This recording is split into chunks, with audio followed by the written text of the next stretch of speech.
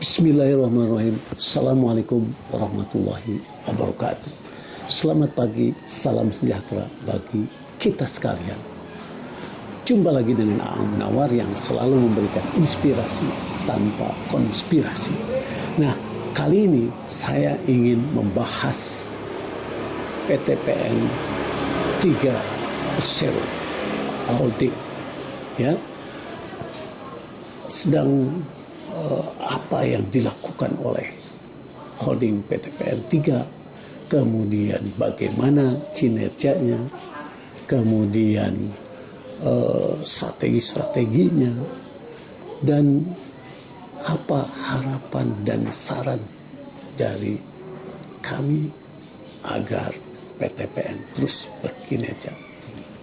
Saya mulai dengan holding PTPN 3 ini mengelola 13 anak perusahaan PTPN dan lebih dari 6 perusahaan non-PTPN.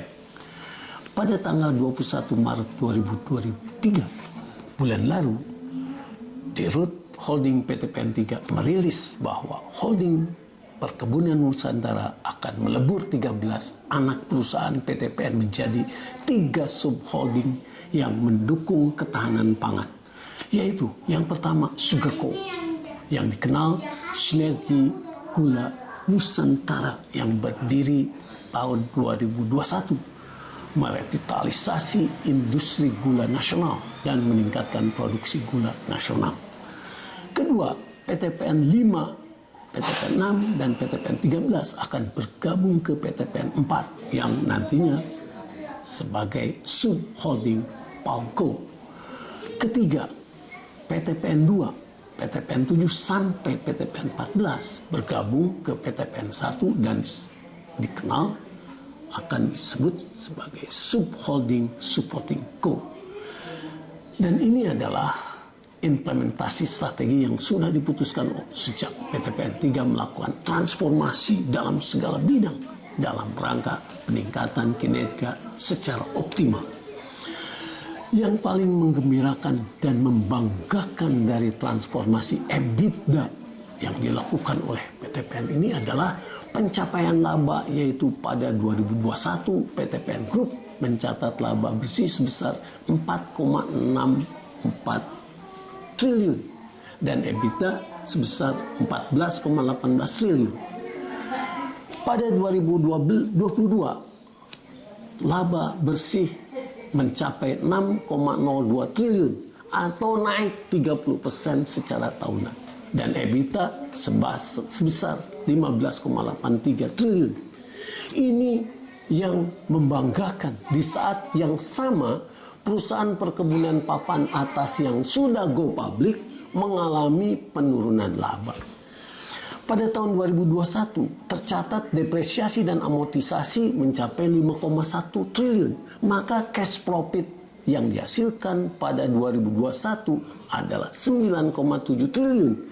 Dan asumsi biaya depresiasi dan amortisasi sama dengan 2021, maka tahun 2022 menghasilkan cash profit 11,1 triliun yang dapat digunakan untuk investasi dan pengembangan serta membayar cicilan pokok hutang.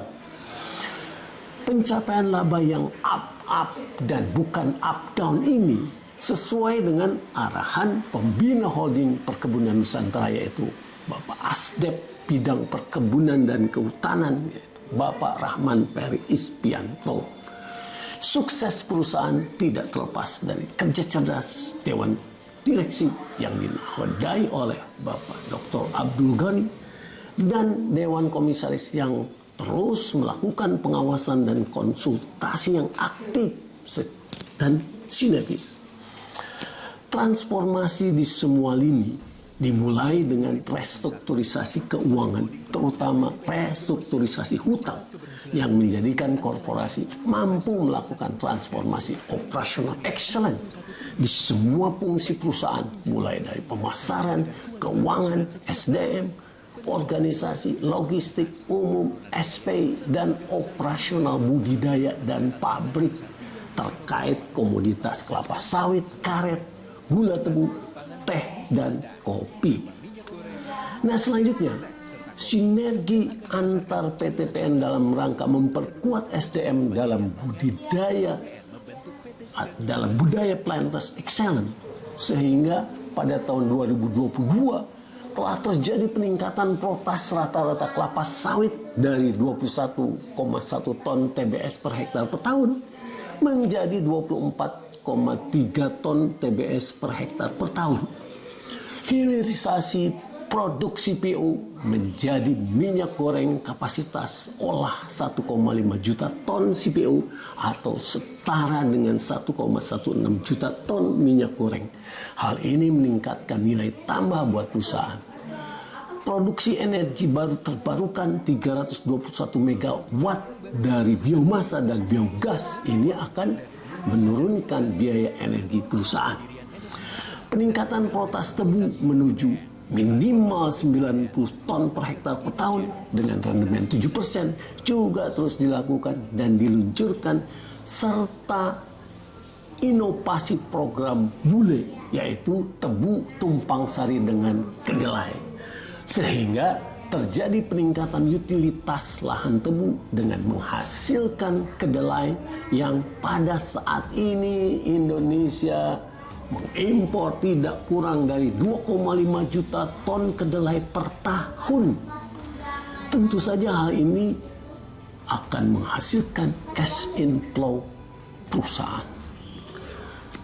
Saran dari saya sebagai pensiunan grup PTPN memiliki harapan agar PTPN terus berkinerja tinggi sehingga semua hutang dan kewajiban dapat diselesaikan baik ke pihak eksternal dan internal dengan terus mengutilize semua aset, dan saran penambahan program jika sesuai dengan strategi, misalnya integrasi sawit sapi yang telah diterapkan oleh perusahaan perkebunan di Kalimantan Tengah yang mereka berhasil dengan memanfaatkan limbah pabrik CPO yaitu bungkil sawit sebagai pakan bernutrisi tinggi, dan kotoran sapi yang dihasilkan dari sapi tersebut digunakan untuk pupuk yang dapat menghemat biaya pemupukan.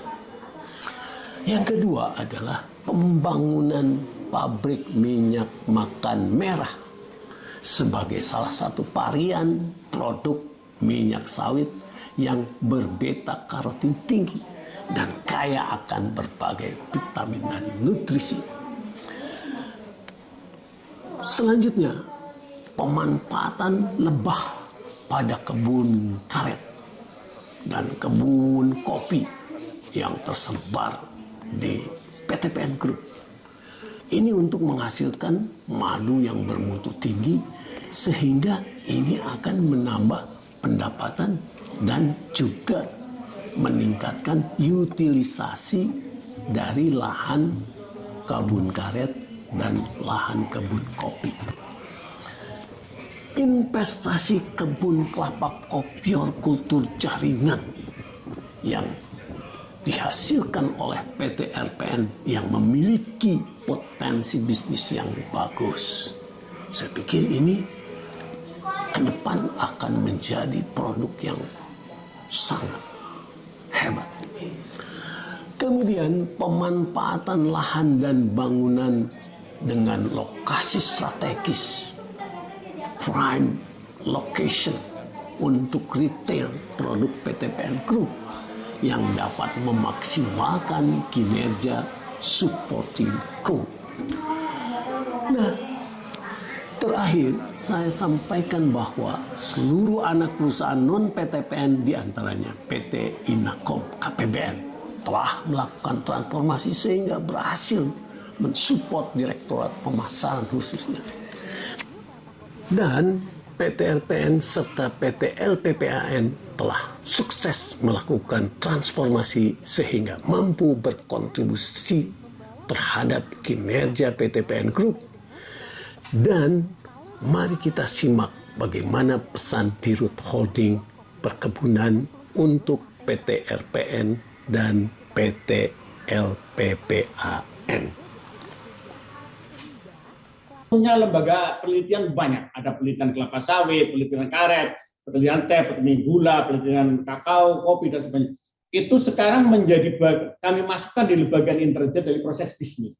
Sehingga saya pastikan semua proses bisnis kita di operasional itu melibatkan Bali. Dalam hal pembinaan SDM, kita punya lembaga LPP di Yogyakarta dan di Medan, itu kita tingkatkan dia keterlibatannya di dalam membangun culture dan membangun kompetensi kapabilitas SDM. Demikian yang bisa saya sampaikan. Selamat bekerja dan berkarya kepada seluruh BOD, Dewan Komisaris, dan karyawan PTPN Group. Teruslah berkinerja tinggi sehingga akan menjadi kebanggaan bangsa dan negara.